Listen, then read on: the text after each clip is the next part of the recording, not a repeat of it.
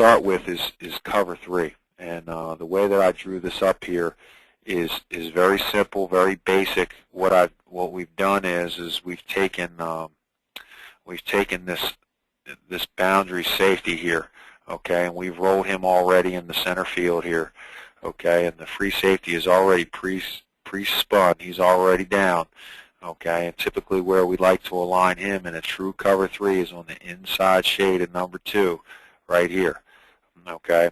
His responsibility is curl to flat, so he's the curl to flat player.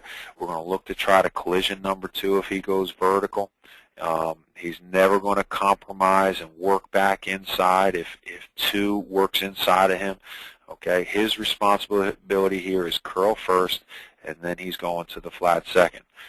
The way that we label these things, and we just kind of started doing this a little differently based on our personnel this past spring, is these 2 guys here, our strong safety and our weak side linebacker.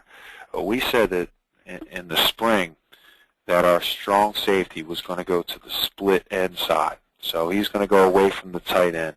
And we took our will linebacker and made him go to the tight end. So that's right now, that's what we're doing with regard to their alignments. Now that strong safety is still, he's a defensive back type.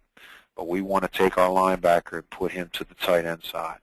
And worked out pretty well for us this spring with what we're doing. So this is the basics and fundamentals. I'm sure everyone does a variation of cover 3. Just to show you from this perspective, what we did in cover 3 is we took, balls in the middle of the field here. We took our free safety and now pre-spun them down. This is very basic what I'm showing here. Okay, so he's already pre-spun down. That's our free safety. Here's our boundary safety. Corner is responsible for the deep third. Corner responsible for the deep third.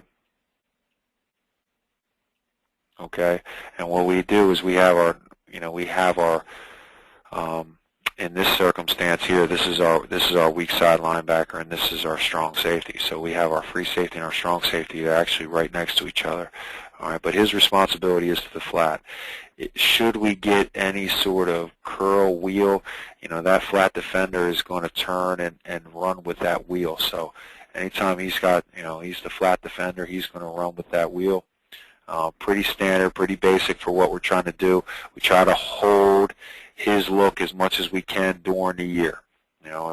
Typically this boundary safety is not going to align there. If we call cover 3, that boundary safety is going to align somewhere out in this vicinity and then move to this area on the snap of the ball.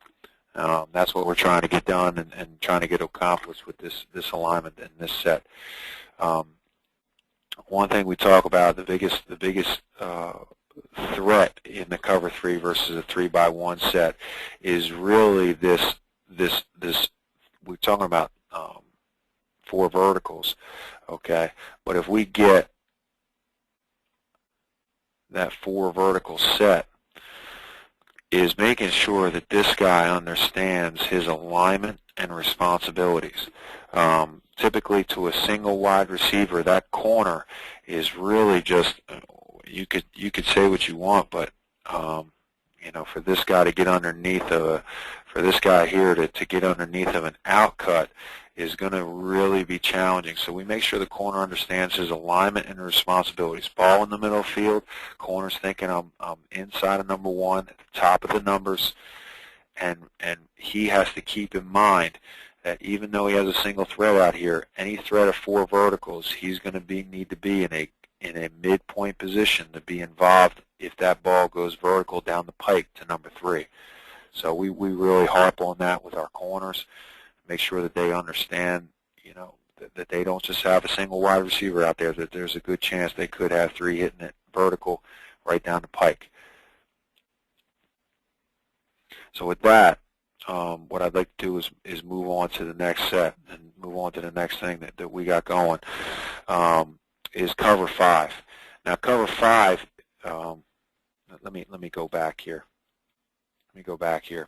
So the way that we talk about this to our players on the field is the free safety, as he, when he rolls down, his roll down word that he uses is spin. So whenever our free safety, when we call cover 3, we're going to spin to the passing strength. So right now, our free safety is making a spin call. That tells this linebacker here and all these linebacker, everybody else in this box here, that they are now working away from that spin player. Okay, and that's very important with our terminology and how we go about communicating that.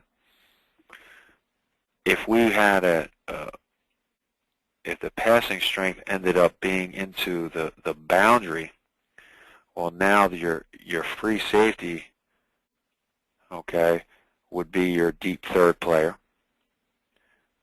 And what we were doing is we were taking it to when we call cover 3, we're taking the roll down player is actually going to roll to the passing strength. So what the boundary player's wording was screw.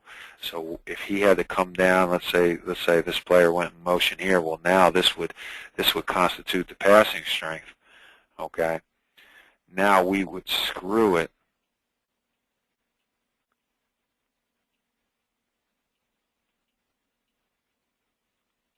okay, and when he yelled screw, all right, that told everybody else, well, we need to now work opposite of that movement. Okay, so that's what, probably spent the first couple of days in spring practice working on and going through. When the free safety would rotate down, we called it spin. When the boundary safety would rotate down, we called it screw. And that was that worked for us pretty good.